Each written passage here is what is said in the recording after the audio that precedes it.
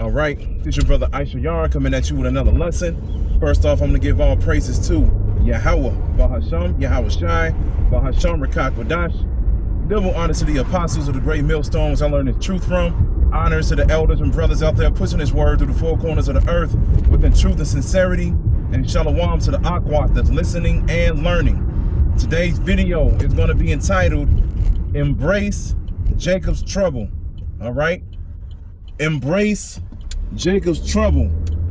Now, I got inspired to do this lesson because of a few reasons, but one of the main reasons was I was watching the elder Manasseh from the New York main camp, and the brother from GMS Rebuked the Temper uploaded a short video of him speaking, and he was speaking on how some of us may die within this truth. And he was going into how, of course, we all looking forward to Jacob's trouble because the rest of the world, as far as Israelites is concerned, speaking to you Negroes, Latinos, and Native Americans, they are not looking forward to the Lord coming back, all right? They're looking forward to continuing in this world so they can succeed, take care of their family, and pretty much be happy continuing and dwelling within wickedness, all right? And pretty much within a video, he was going into how, yeah, we living in beautiful times because the Lord is getting ready to return, but we're going to have to be in the midst of Jacob's trouble, which is definitely going to be a scary thing, all right? Because all of us don't know if we're going to make it or not. We hope that we make it.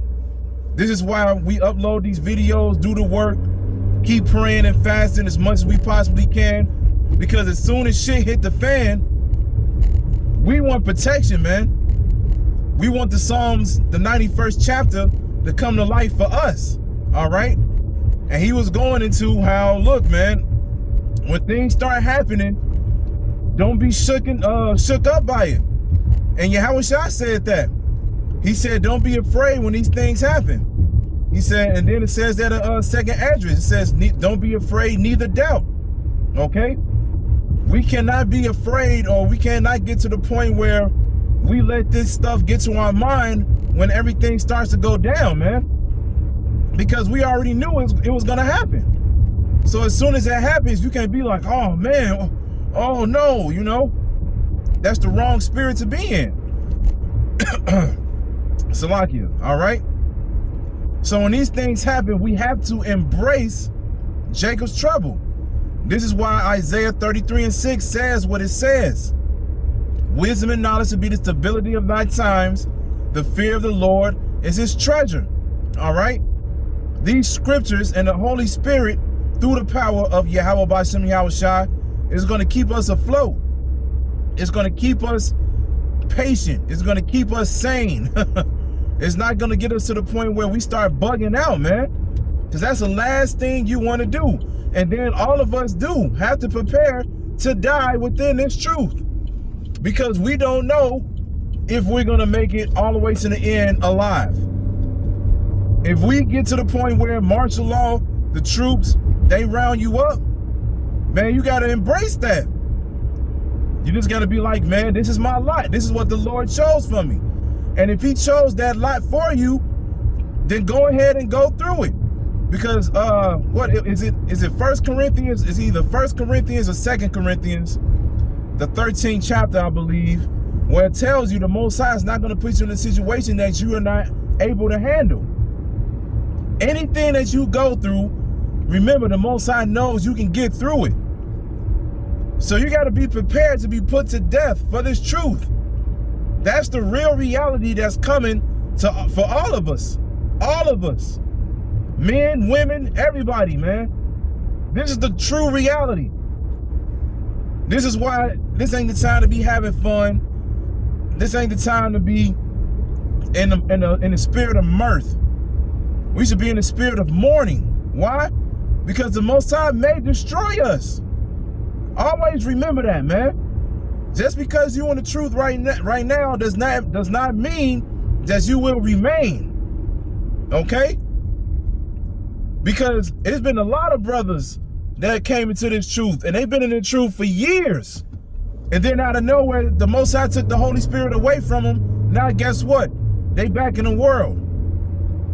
The same thing can happen to any one of us, to where we literally stay in this truth all the way until Jacob's trouble starts, and then in the midst of Jacob's trouble, somebody can get shooken up, man. Shaken up, all right? Somebody can get in a situation where they just like, man, I can't do this. Because it's going to get harsh out here. It's going to get real. And we got to prepare ourselves for that spiritual battle. We're in a spiritual warfare, just like it says in Ephesians, the 6th chapter. Okay? So when we get into these situations, man, and it's going to be real situations. It ain't going to be nothing easy. Because you got to remember, the elect is going to be the ones that's going to inherit the earth first. The elect is going to be the ones that receive the new bodies first. The elect are going to be the ones to meet Yahushua first. So what are you going to have to give up in order to receive these great blessings? It could be your life. It could be your life. You could go through the most hard times throughout Jacob's trouble. You just never know what the Most High is going to put you through in order to test your patience and your faith. Okay? So when these things happen, embrace Jacob's trouble.